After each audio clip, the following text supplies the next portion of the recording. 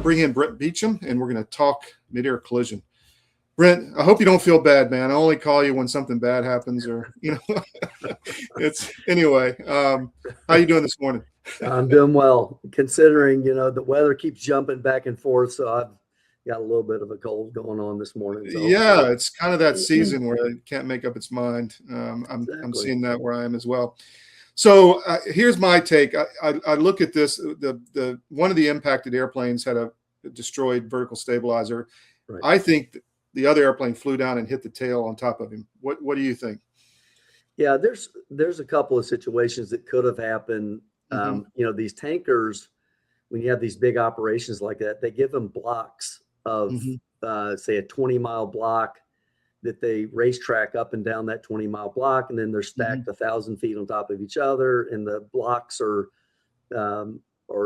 also spread horizontally. So you may have, dozens of tankers flying across a really, really compressed piece of airspace.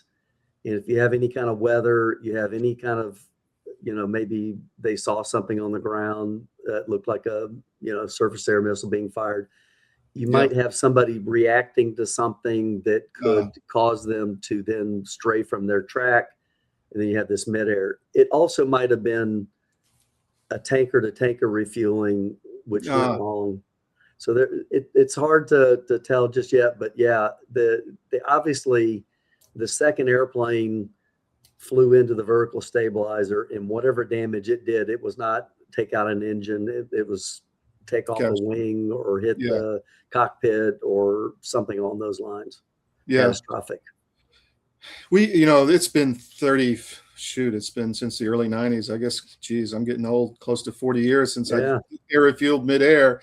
But it was the worst thing. It was always just not fun, highly stressful, especially if you're low on gas and in a bad weather situation, or even getting shot at, or, in a threat environment where you don't know if you're going to be shot at. Maybe you're on goggles, maybe bad weather. I mean, the classic, film is The Perfect Storm from my perspective, where, a fellow rotor head, in fact, he was my instructor pilot when I upgraded in H3 Jolly Green Giants in Suffolk County Guard Base in New York back in the late 80s. But the guy flying that airplane, Dave Rivola, but he, couldn't get gas. It was just too bumpy, night, bad weather, couldn't connect.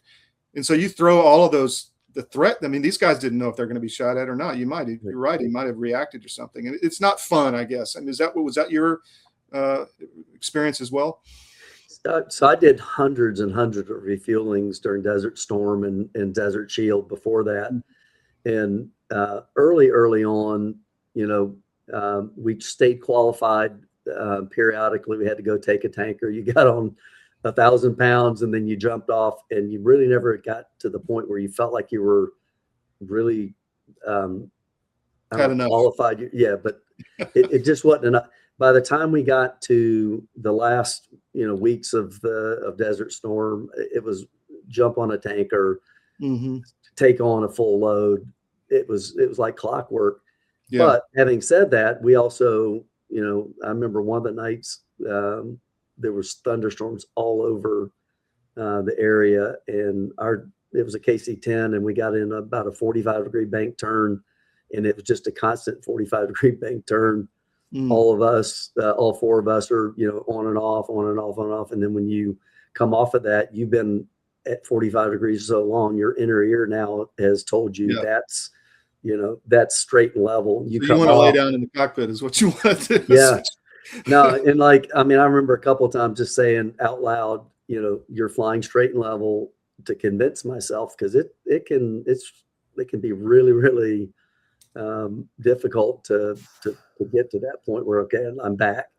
Yeah. So we don't know all the conditions that were up there that night, but I do know that in these super complex operations like this with dozens of tankers, it's a real dance to keep everybody in their little box. And all they have to do is one guy come in and they give him the wrong altitude, or he reads the wrong altitude. That happened to me.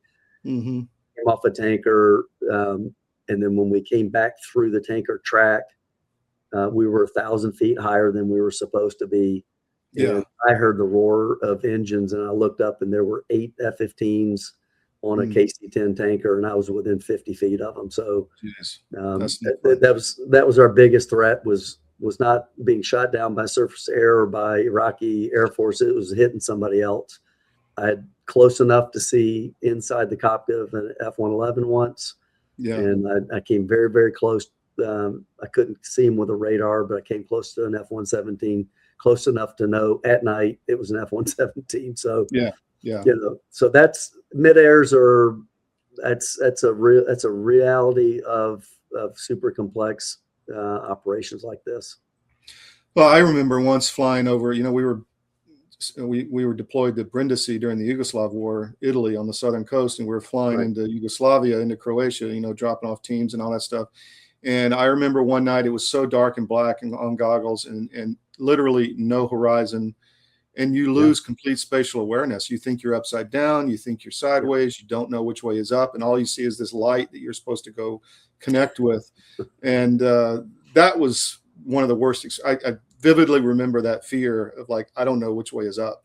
Right. Am I going down? Am I going up? I mean, then you got to help, you got to get your co-pilot. I had a co-pilot, you didn't, but you got to get the guy to say, like, you got to tell me what I'm doing here. Am I flat? Am I, my level? What am I doing? So anyway, that was my experience. Let's move on to the situation on the ground. My sense is we're getting to the point, and I mentioned it in the cold open there, that we're getting to the point where we're run out of targets. What do you think? Yeah. So, and I wrote a piece for CDM early, maybe the first day, that said, we have our centers of gravity. We took out leadership. We took out ballistic missiles.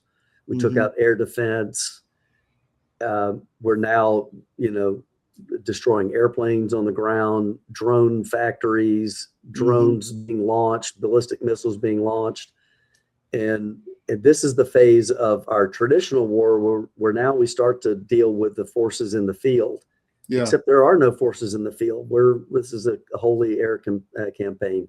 Yeah. And in Iran, we've destroyed various bases and barracks and whatever.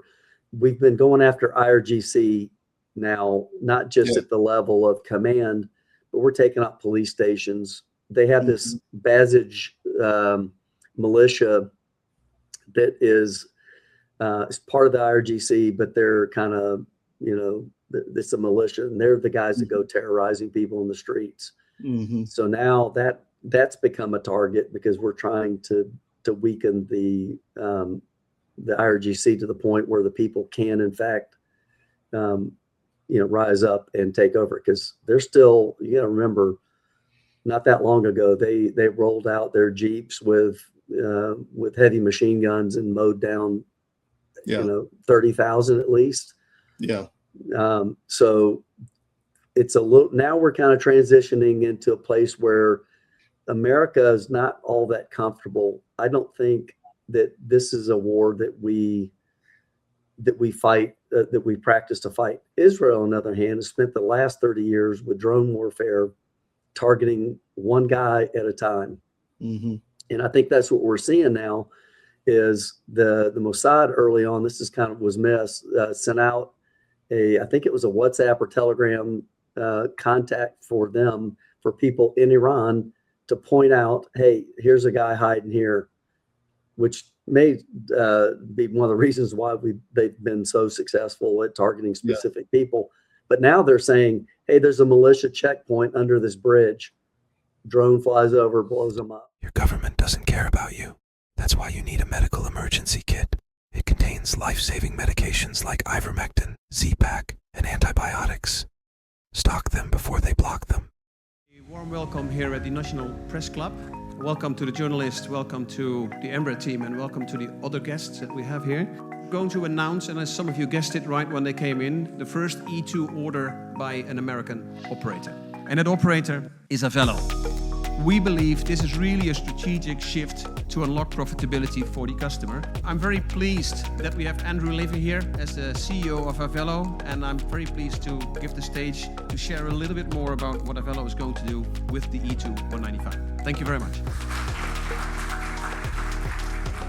Couldn't be more excited to be here as part of this historic announcement. We have such a great cultural fit as companies, so we're very, very excited to be Embraer's newest customer. We launched our airline in April of 21, and our target is focusing on small secondary airports of large metro areas. We've carried over 8 million customers since we started on 63,000 flights. And we've done all these things with 1,200 of the greatest crew members I could ever imagine having, and many of them are here with me today.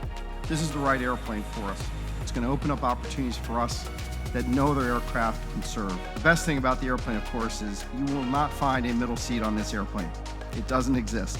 We won't have any to offer. It's going to be the best cabin in the United States, and we're so excited about that. This is going to elevate our experience to the highest level, and we think our customers are absolutely going to love the airplane.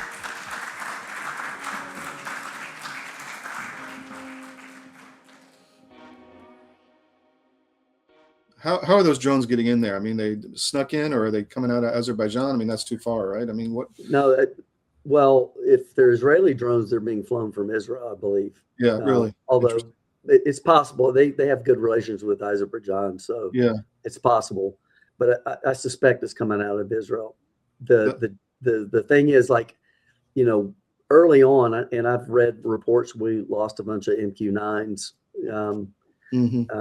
And that was, you know, obviously from air defenses. With air dominance, air supremacy, the threat to drones is a lot less. Yeah. But, you know, you look at what, you know, again, American systems were all built around really expensive, big, complex. Israel, and by the way, Iran and Russia, by extension, low-cost drones that are either one-way drones or inexpensive, so they can deploy thousands of them. Yeah. And, you know, we're putting up, you know, 10 MQ-9s. So I think that's gonna be a massive change in our thinking long term. Yeah, it's already happening. I mean, we're pulling in from, you know, this is why I think some of the Ukrainian stuff is involved, because they have that experience in technology, cheap technology. Yeah.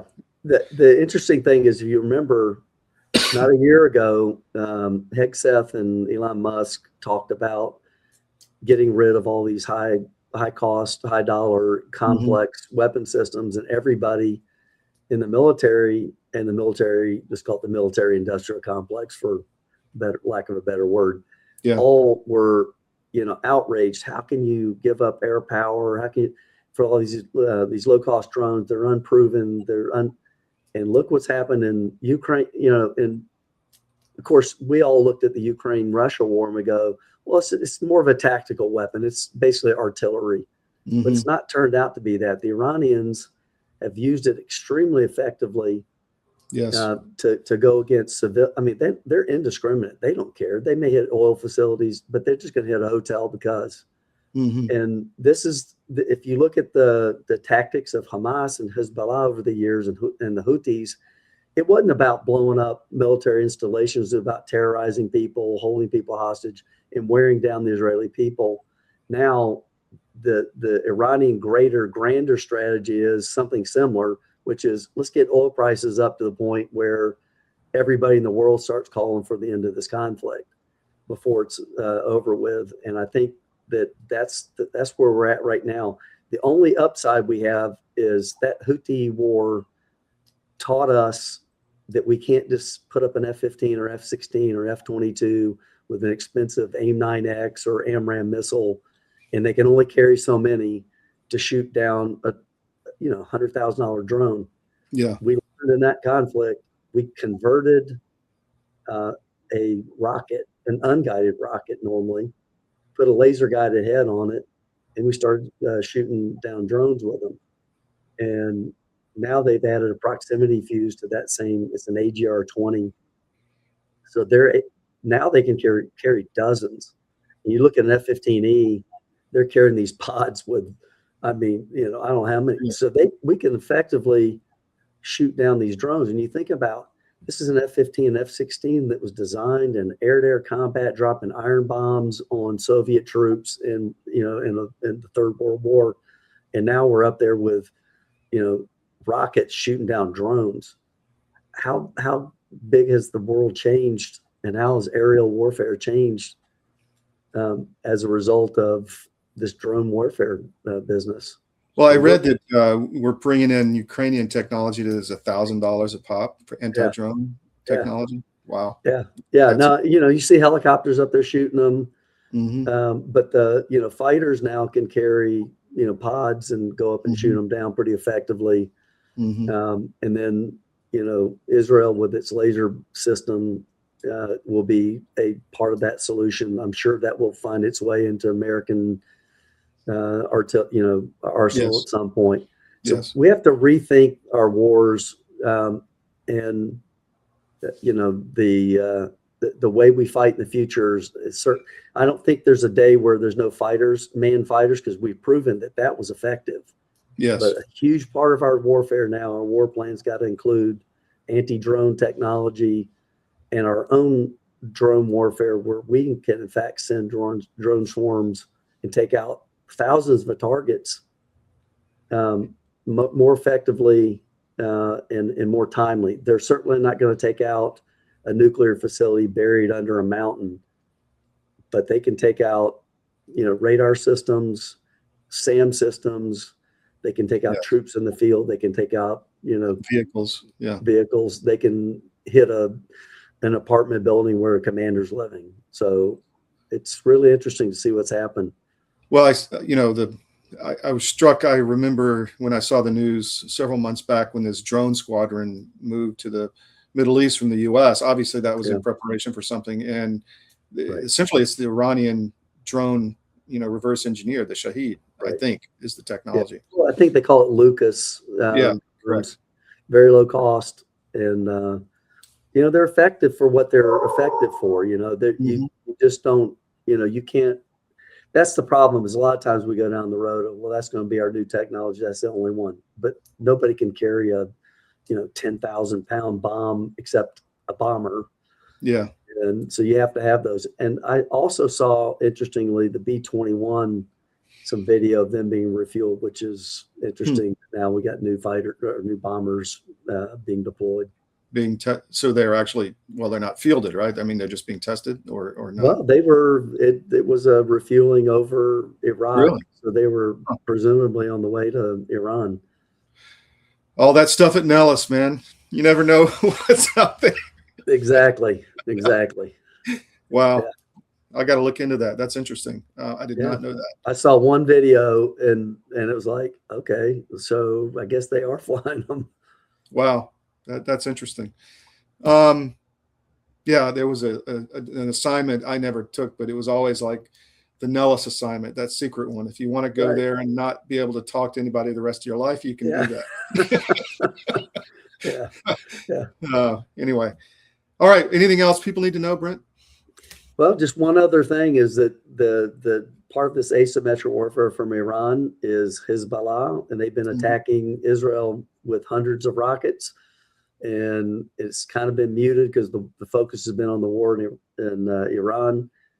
Israel put troops across the border into southern Lebanon, and this morning they blew up the main bridge across the Litani River that separates South Lebanon. So that's the sideshow, but I can assure you, Israel is not ignoring it. And Dahia, which I think you were in Beirut. That's probably where going to be back there soon too. Yeah, that's where when you go by, stop by Dahia and see the rubble. It's going to look like Gaza before it's over. I drove through it last time with a friend, and he was very nervous. It's the Shia sector in southern Beirut, and he was like, "Okay, we're going to do this really fast." Yeah, there won't be anything left. There won't be anything left. They've taken down dozens and dozens of buildings that house Hezbollah, different functions and whatnot. So it's the sideshow, but it's an important one because that's Iran's best way to attack Israel. All right, Brent, thank you for your time. Have you back. You're welcome. Take care, my Take friend. care.